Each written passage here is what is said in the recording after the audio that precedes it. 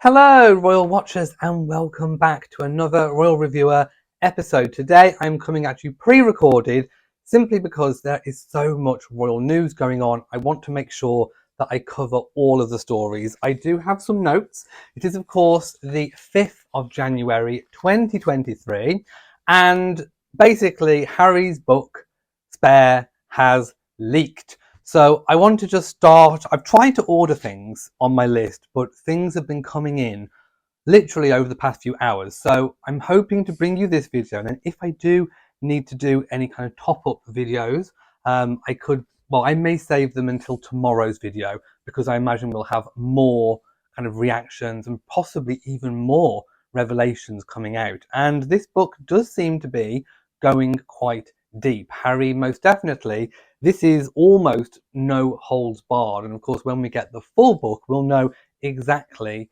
how far Harry went. But basically, the book has leaked, and I knew that this had leaked last night before I went to bed because there were stories coming out that I was going to plan on covering today. But then when I woke up this morning, more details had emerged about how the book had actually leaked. So it appears it leaked from Spain. It was The Guardian that obtained a copy that late last night. We didn't know exactly how they had the copy, but it turns out it was possibly from a Spanish leak even. Who knows? But anyway, The Guardian did get a copy, and it's also leaked in Spain.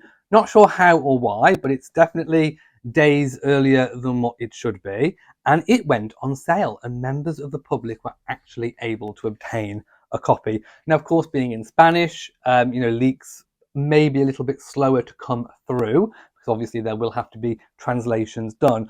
The Sun newspaper in the UK and the Daily Mail have both admitted to having obtained copies of the Spanish version. So in it, of course, they are slowly deciphering it, and I imagine over the next few days we will have pretty much the whole contents, now that it's leaked, of what Harry spoke about. So I've made notes, but I don't know where to start. I've also got articles in front of me. I suppose, okay, let's start with Charles told, apparently Harry found out or knew that Charles told Diana shortly after his birth, wonderful, now you've given me an heir and a spare. I think he was trying to explain where the title came from. That must have been what he was trying to explain. And I think that was actually possibly from an interview as well, because he's done another TV interview, which again we'll get into in a moment. So yeah, I can imagine this whole heir spare scenario has been playing out all the way through Harry's life. Not only is it a slightly cruel but yet strangely true moniker, which of course the press have always spoke about, but it seems really boils down to actually what the royals think and feel, because Prince Charles, if this is true, and of course I don't know exactly where Harry has got the information from, although we do know from yesterday's video that Harry has been contacting journalists and people from the times in his life that may know or be able to reveal things. He contacted a journalist about the possibility of his mother's car accident being something other than an accident. Harry obviously doesn't believe the official narrative, so he's putting the feelers out. So it doesn't surprise me that he hasn't also tried to put the feelers out for things like this that may have happened in his earlier life. Of course, we don't know what his source is. At the moment, he is just making a series of claims without actually backing up or presenting evidence to support. So at the start of this video, I must also mention that we need to remember that this is one side of a story. It's Harry's version of events. There is always another version of events. Remember what the Queen, the late Queen, a very wise lady, once said: recollections may vary. With two sides of a tale, the truth is always somewhere in the middle. I think one person's version of events, the way that another person remembers events, may be heightened from living in that moment, you may not have a true objective recollection of exactly what happened. Therefore, the truth is often something in the middle. Now, I don't think we are going to get a version of events from William. William does seem to have taken the biggest broadside from Harry, the biggest amount of missiles that Harry has launched at the royal family so far that's been revealed in this book. William has taken the brunt of that. Charles does seem to have come away a little bit better off, and I don't think I've heard any mention so far of Camilla. So obviously we'll have to wait until the book properly comes out, or maybe something will come out in more revelations. We do not know. So yes, we do have to remember that there is always two sides to a story. And I think it's very unlikely that we're going to get William's version of events. I think William is going to quite wisely, stick to what he's been doing already, which is keeping silent. And I think the whole royal family would be good to maintain that never complain, never explain mantra in this case. We do know that Prince William didn't fare particularly well when he did, of course, stand up, put his head above the parapet and say to a journalist when asked, are you a racist family? And William said, no, we are very much not a racist family. Well, of course, that gives ammunition to the other side to fire things back at the royal family to potentially show that they are. So I think it would be very, very wise for William and other members of the royal family not to say anything, because as we know, recollections do indeed vary. So, should Charles have said that to Diana at the time? If it is true that he said that, and of course there's no evidence to support that at the moment, no, he probably shouldn't have said that. It was, kind of cruel, I think. But we do know, from accounts at the time that Charles and Diana's relationship really did accelerate the breakup from Harry's birth. I think Charles must have felt immense pressure from the establishment to produce an heir and a spare. I think it is this concept that has gone down so many generations from within the royal family.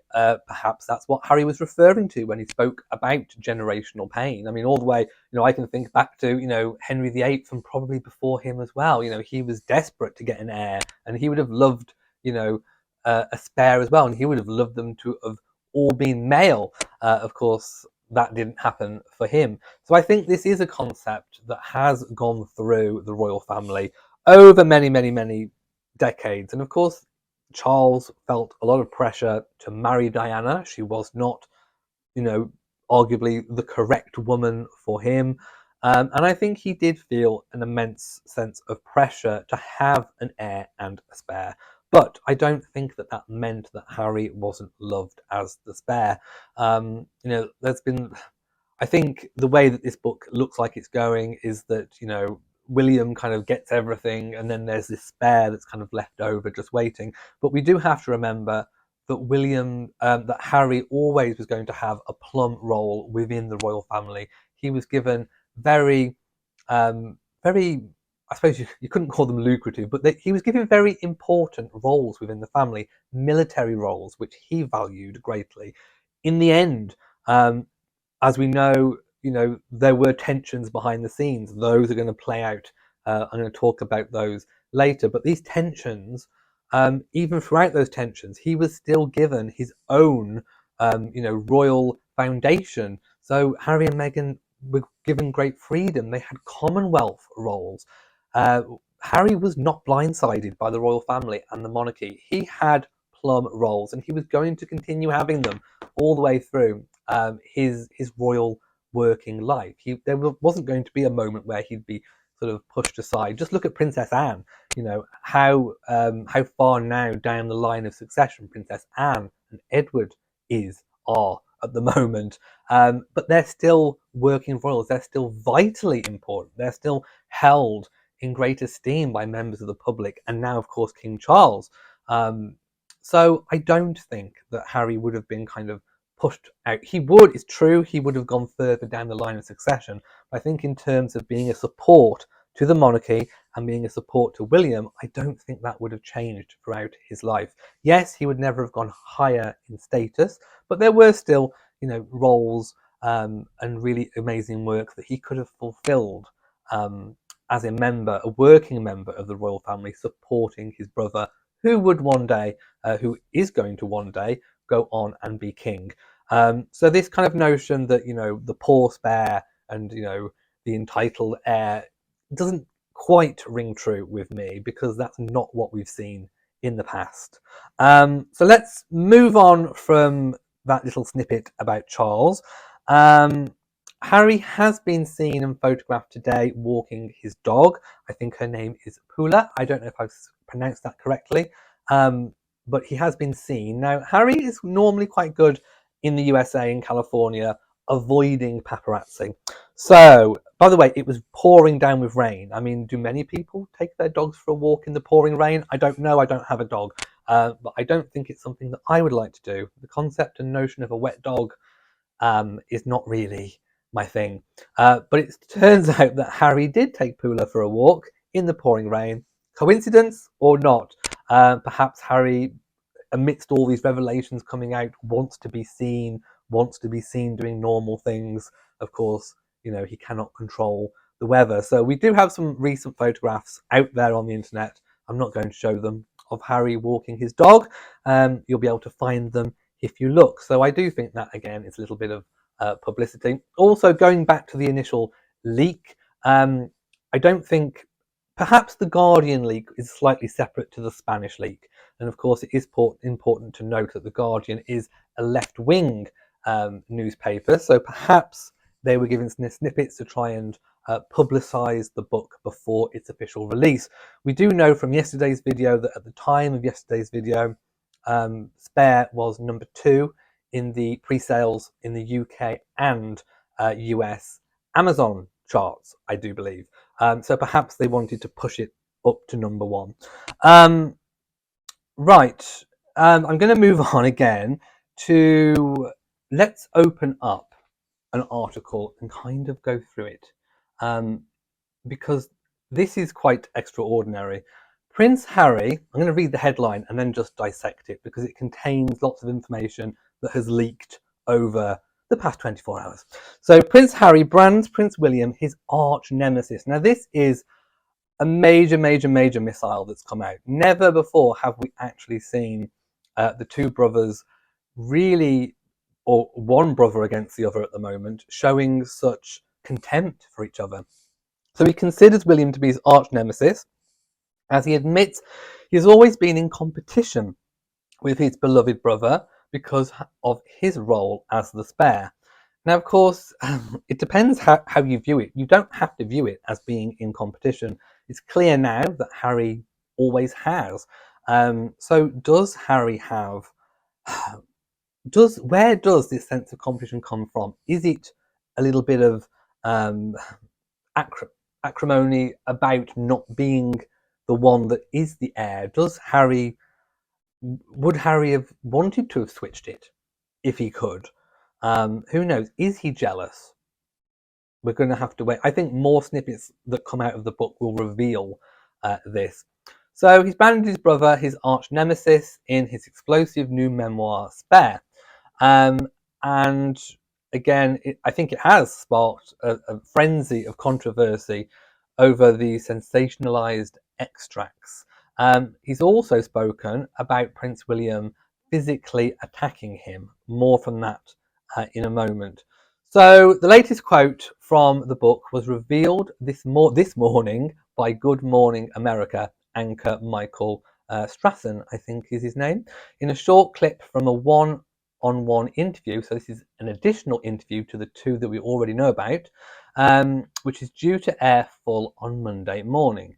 In the short seconds-long glimpse at the sit-down, Straffen is heard telling Harry, "There's a quote in the book where you refer to your brother as your beloved brother and arch-nemesis. Strong words. What did you mean by that?"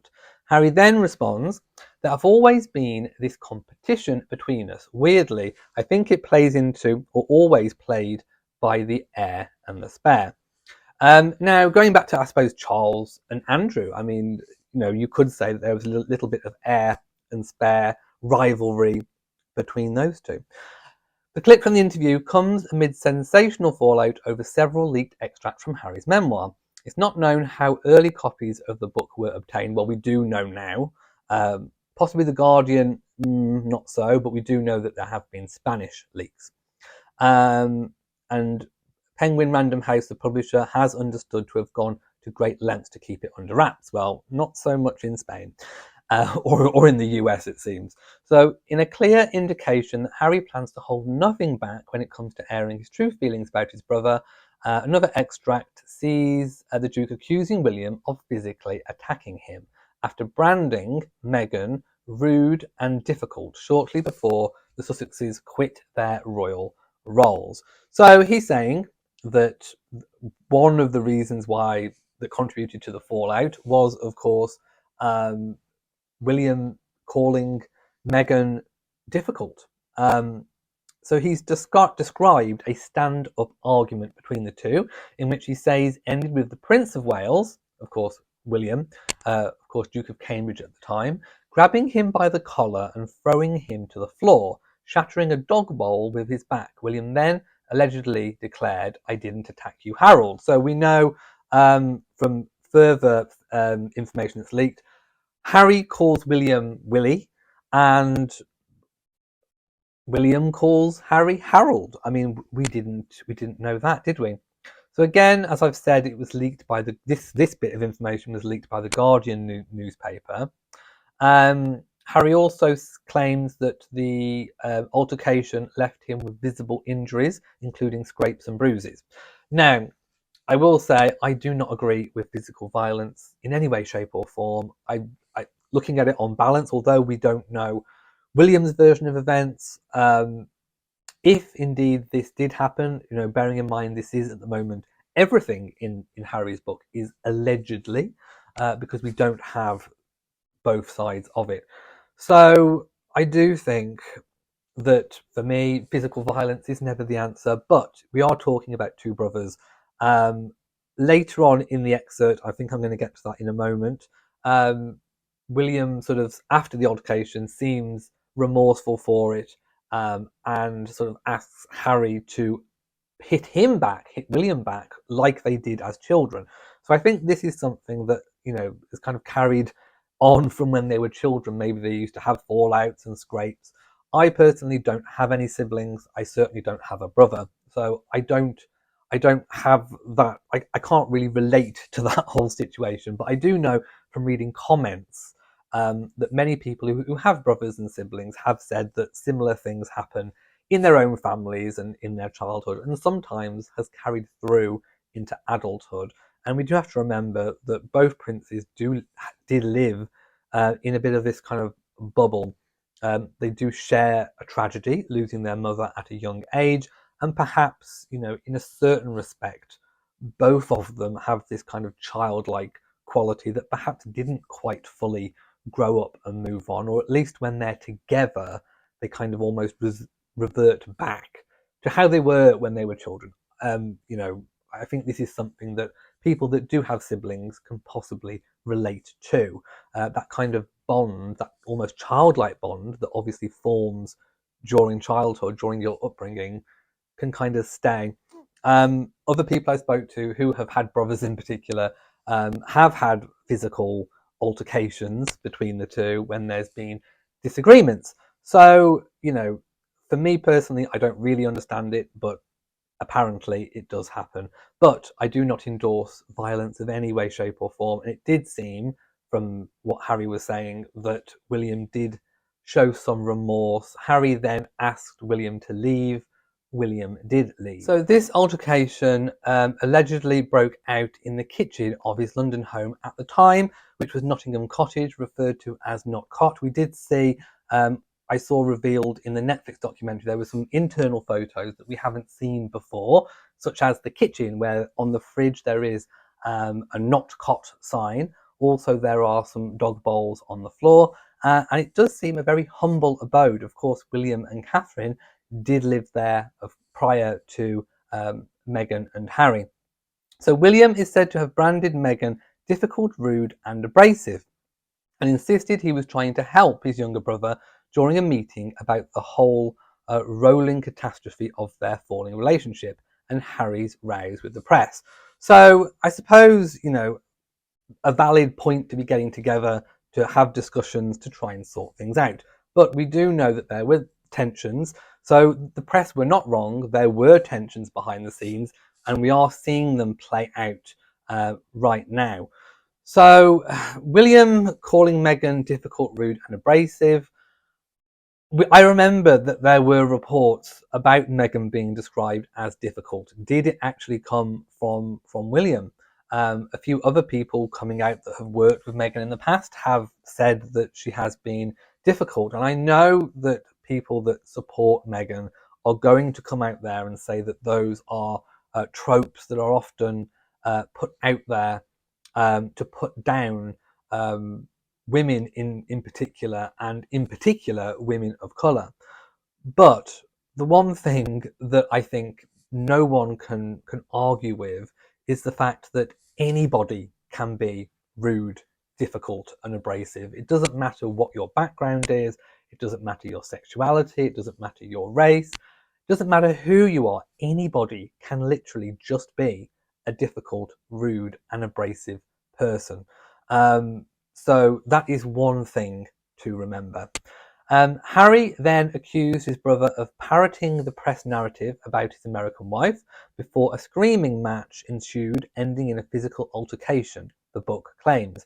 Now, I have seen other footage of William losing his rag and going a little bit angry. There was an occasion where he was on, quite recently, I think actually, he was on his bike in the countryside. It must have been Norfolk, and the press were following him, or some paparazzi were following him. He got off his bike and was incredibly angry and had a bit of a shout. So I can actually physically in my head see what William is like when he's angry. Um, and he does get very heated. I'm not entirely sure which parent or where he's inherited that from. It could be from the Duke of Edinburgh. I mean, it could even be from Diana and Charles. I mean, you know, I think they may have had not physical alterations, but definitely verbal when they may have been having arguments. So Harry then claims he gave the heir to the throne a glass of water and said, "Willie, I can't speak to you when you're like this." I mean, if indeed it is true, then yes, it is very difficult to speak to someone when they are shouting. Describing what he claims happened next and insisting he was scared, the former soldier said, of course Harry, said he set down the water, called me another name, didn't say what that was, then came at me. It all happened so fast, so very fast. He grabbed me by the collar, ripping my necklace, and knocked me to the floor. I landed on the dog's bowl, which cracked under my back, the pieces cutting into me. I lay there for a moment, dazed, and then got to my feet and told him to get out. Harry says that William had then urged him to fight back, writing, "That is what would happen when they scrapped as children." So I spoke about that previously. But Harry says he refused, claiming that William left before returning, looking regretful, and did apologise. So a very heated moment, very heated discussion. I do not endorse any kind of physical violence, but there was a sense of regret and there was an apology. Again, I just feel really sorry that we're at the stage where these details, these very personal, private details, are being aired. I really don't see how this is going to help with any kind of reconciliation. Harry has said, he wants his father back, he wants his brother back. I can't see, certainly in the near future, that that is going to happen when this sort of information is coming out. People I've seen online have also been pointing to the fact that Charles had a book out, did a TV interview. Diana worked with Andrew Morton, putting a book out, did a TV interview. And, why shouldn't Harry? Why shouldn't Harry do it?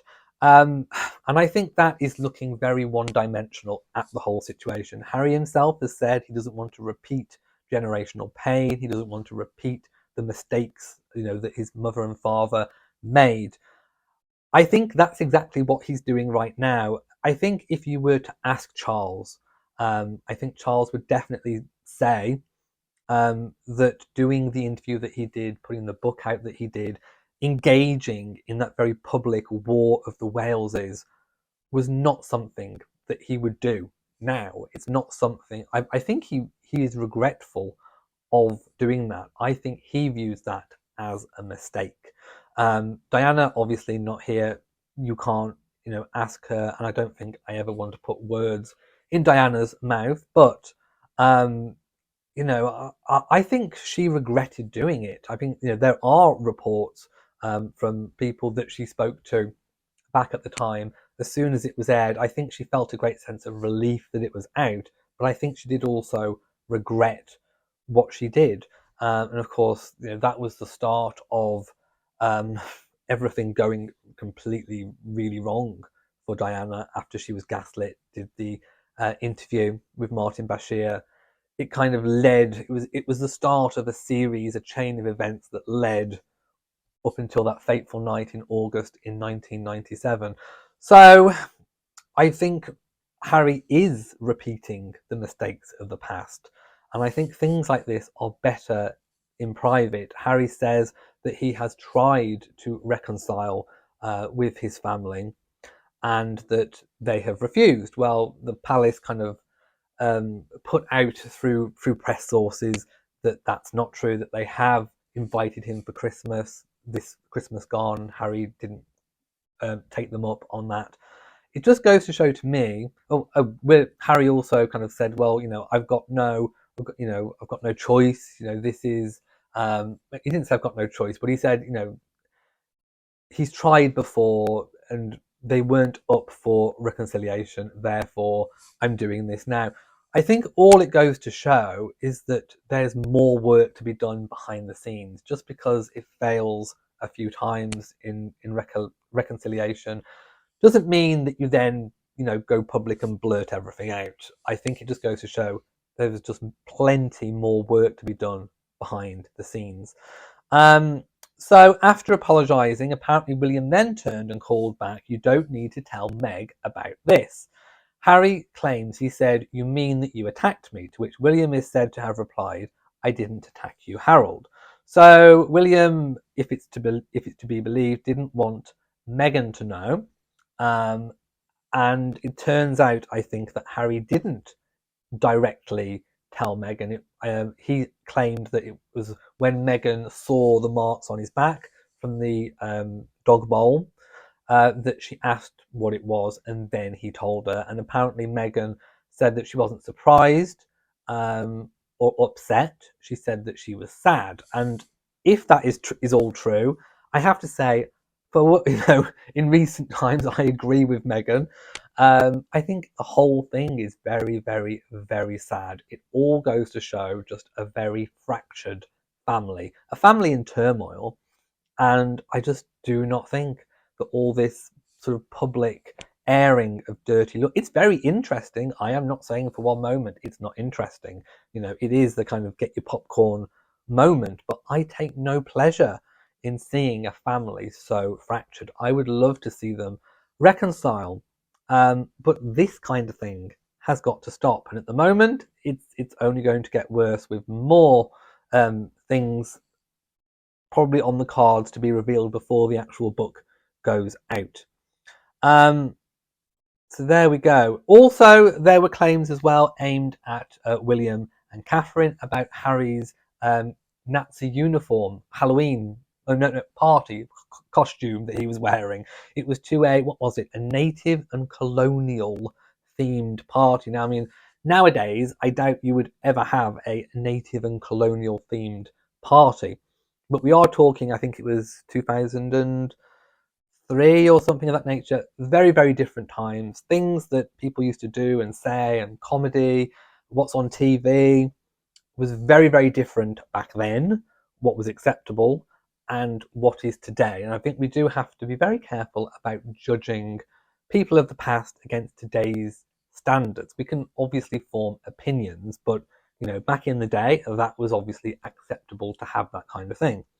But what wasn't acceptable at the time was, it seems, to dress up in a Nazi-themed Halloween costume when the press took photos of it and obtained the photos.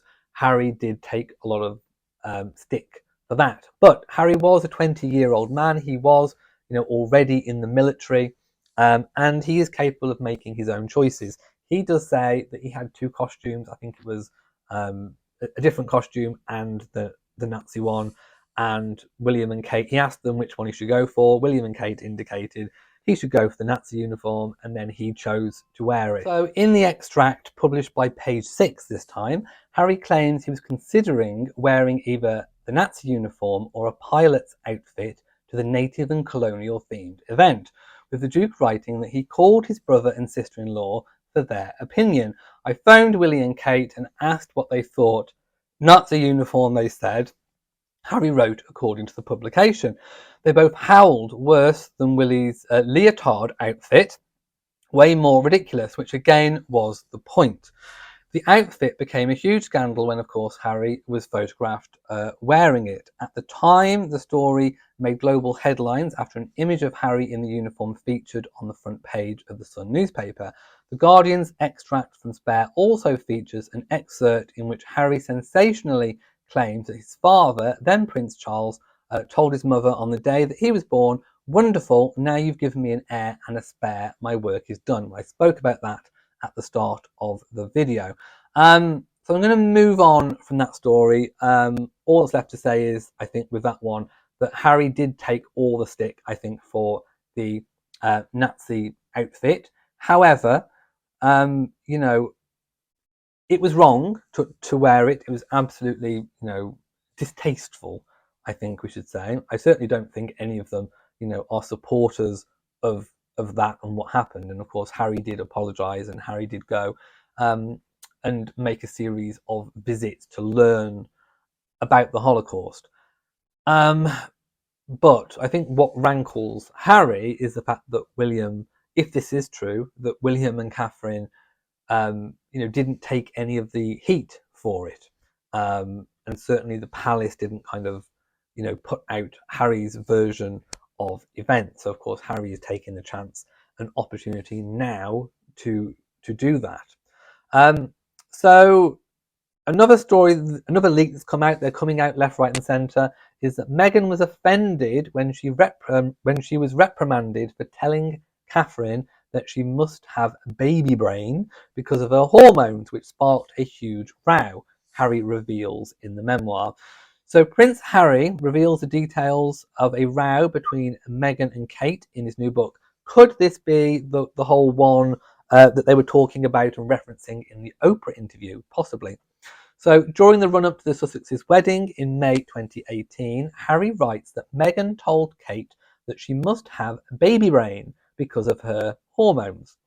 Okay, fair enough. Baby brain is a thing. Baby brain does exist. Catherine, who gave birth to their third child, Prince Louis, a month before Meghan and Harry's wedding, was understandably upset by the accusation. But Meghan also became offended because she was reprimanded for her comments. Harry says that Meghan was told she wasn't close enough to Kate to make such remarks about her hormones. A well-placed source said, in the book, Harry says that there was a discussion about the timing of the wedding rehearsal and the flower girl dresses. So yes, this is sort of what they were alluding to in the Oprah interview. And Kate was very upset. Meghan said that Kate must have baby brain because of her hormones. It caused a huge row because Meghan was told that she wasn't close enough to her sister-in-law to discuss the hormones, and it wasn't the way people spoke to each other within the royal family. The book makes clear that Meghan felt the fallout wasn't her fault, but it doesn't exactly make her look very good either. Oh my goodness, right. So, first of all, I mean, this is just, that's just a story about nothing. I mean, seriously. If Meghan did say that Catherine had got baby brain and Catherine did get offended by it, all it goes to show is that the two women were not close, and it could have taken anything. It could have taken any remark and one or the other would get upset. I just think, and I said this all the way through, when Meghan married into the family, Kate and Meghan are not, typical girlfriends.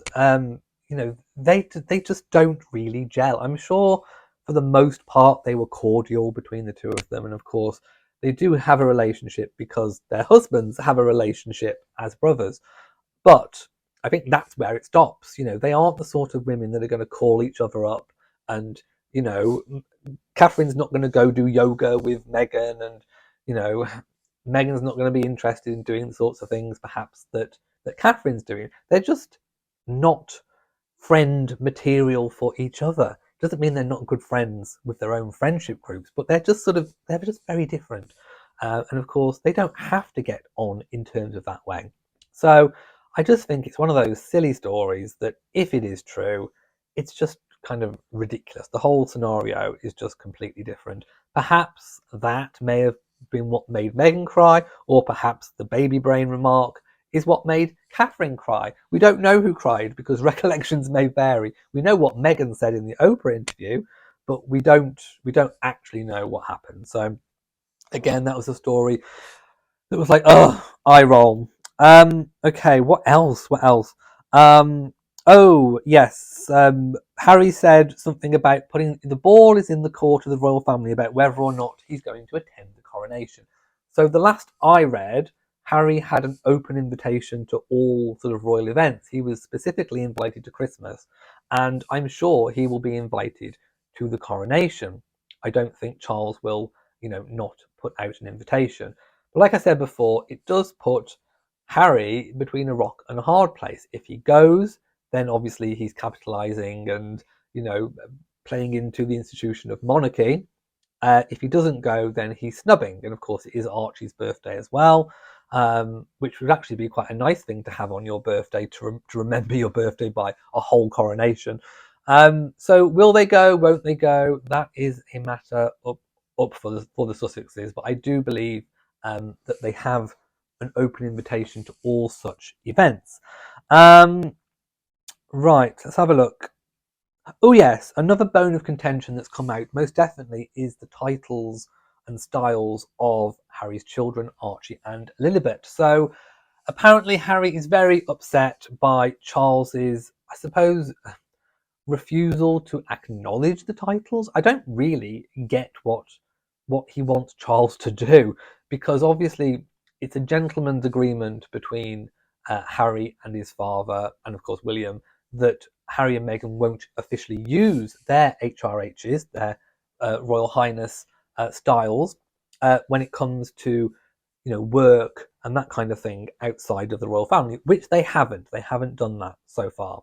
But it's only a gentleman's agreement. It doesn't mean that they don't have the HRHs anymore. They do. And by current UK laws, letters patent by George V, if you are the grandchild of a reigning monarch, then you are entitled to be a prince or a princess and HRH. That has not changed. That has not been changed by Parliament. Charles has not issued new letters patent to change it.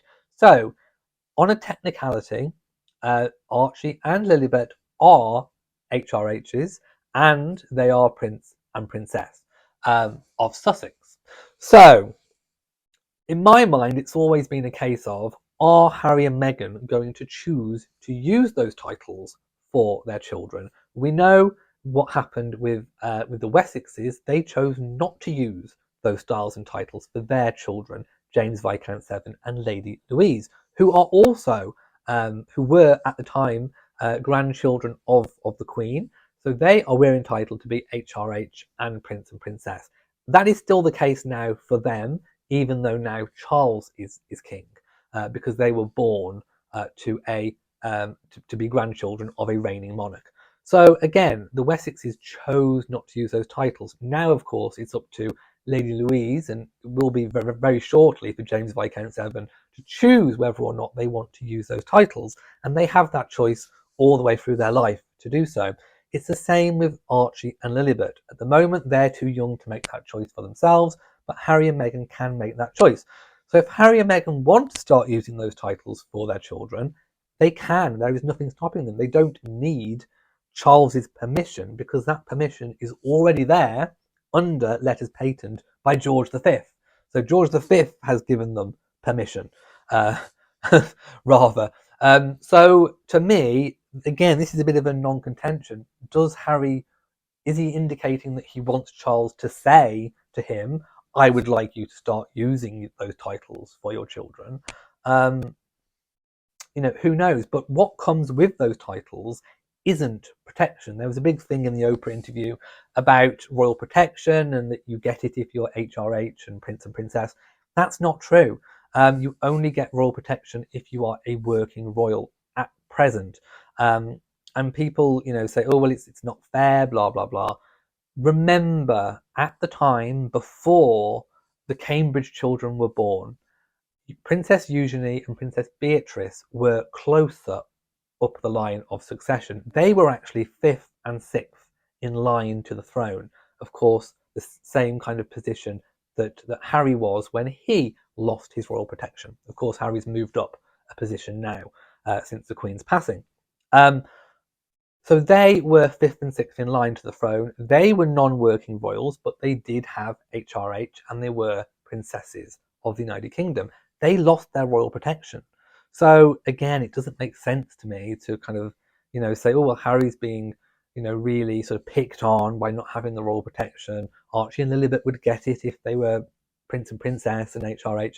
Not true. Beatrice and Eugenie, what happened with Beatrice and Eugenie set that precedent first. So again, if Harry's waiting, is he waiting for Charles to say, I want you to use those titles and styles? But it doesn't come with anything. That's my point. Okay, and we have one more story just in. Apparently, this is about Camilla. So Prince Harry begged Prince Charles not to marry Camilla and feared she would one day be his wicked stepmother, his new book claims.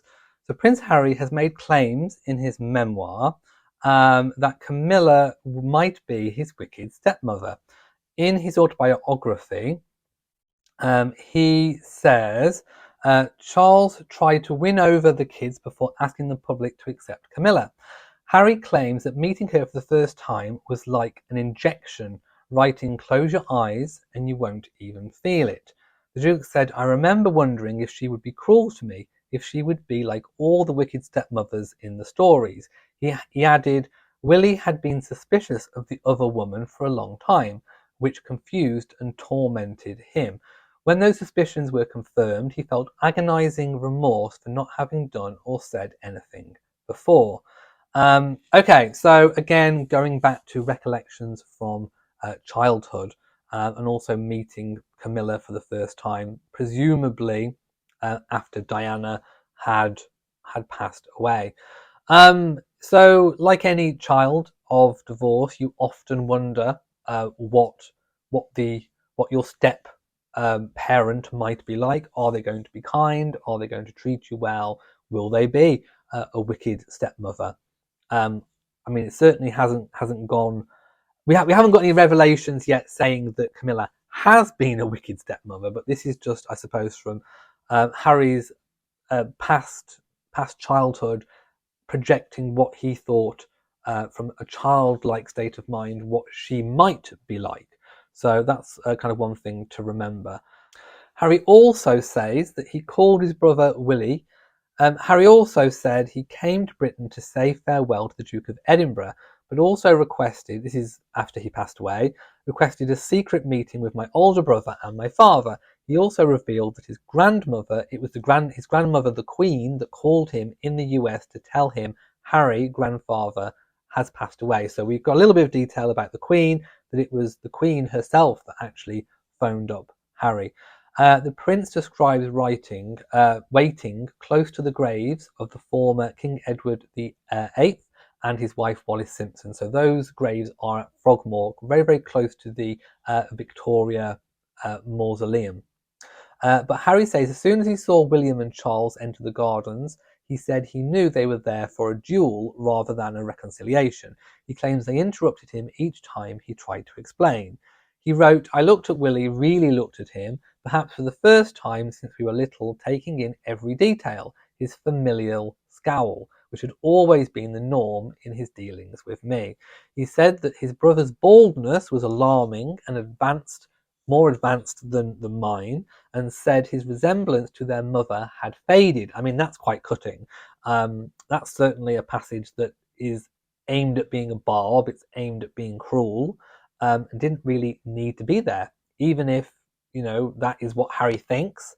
Some things, there's some things you don't say because you don't want to upset people. I think that is definitely a barb aimed at upsetting William. And perhaps it shows, perhaps it's more of a reflection upon Harry's state of mind than it is William. Describing his brother, once his best friends, as his polar opposite, he said, "My dear brother, my arch enemy, how did we come to this? I felt overwhelming tiredness. I wanted to go home." Harry then accused William and Charles of effectively gaslighting him by denying he understood why he and Meghan had left for the US. Harry said of Frogmore Cottage, "Willie, this was supposed to be our house. We were going to spend the rest of our lives here." William replied, "You left, Harold." Harry said, "Yeah, you know why." And his brother shot back, "Honestly, no, Harold, not really." Harry then turned to Charles, who was looking at me with an expression that said, "Me neither." He felt like they didn't know him and were not in a position to listen to him. Whew, right, so yeah, from Harry's point of view, this is obviously a passage that's highlighting the fact that he doesn't feel understood. And it's very much saying that Charles and William don't understand the reasons why he's saying that he left. And perhaps William and Charles still feel that way. Maybe they do think that Harry could kind of, I suppose, toe the royal line, which is something that a lot of royal watchers think that Harry could do. Personally, my point of view is, if that life was not for Harry and Meghan, then perhaps they did the best thing for them in leaving. However, I think everything that's happened since then has all been about choices. It's not about freedom of speech. It's all about the choices that you make on what you put out there with your freedom of speech. And like I said before, I don't think any of this is going to help with the reconciliation that Harry is indicating that he really wants. And I think that's all for now, which is quite a lot to digest. So I'm going to round up this video. There will be more leaks and things coming out. I will probably cover those tomorrow if any more come out. I just want to say this is a huge sadness for many royal watchers. You know, this is almost like the culmination of a family fallout that I can't see getting any better from this point on. Certainly not for a long time. I think lots of egos, lots of pain is going to be caused by this. Now, from pain, reconciliation can grow, but I think that is going to take a long time. I think forgiveness on both sides is going to take a very, very, very long time. I don't think this kind of thing is particularly useful. Like I say, you know, everyone's going to want to know what happened. But it is just one side of a story. Recollections do vary. And like I said, the truth is often sometimes somewhere in the middle. I wish that Diana was here. I don't think any of this would have happened had she been here. I think we are seeing the legacy of her passing. We all wondered at the time when those boys were walking behind her coffin at her funeral. We all wondered how or what impact her loss was going to have on her boys. And for years, it seemed like they dealt with things in private. It was almost like seeing a duck on the surface, but what was going on underneath was the little duck legs paddling furiously, fighting. I think William and Harry, you know, both having mental health issues resulting from the death, from the loss, from the grief of their mother. And like I say, we're seeing this culminate, I think, now. So it's just a really big, humongous sense of sadness to me, at least. And I take no great pleasure in reporting and reading on these things. I wish we weren't in this situation. I wish we had a united royal family. So thank you for watching this video. If you have enjoyed it or at least found it useful, please give it a big old thumbs up. Don't forget to share on social media, and of course do hit the bell so that you know whenever I upload a new video. So from me, mwah, to you all, and goodbye.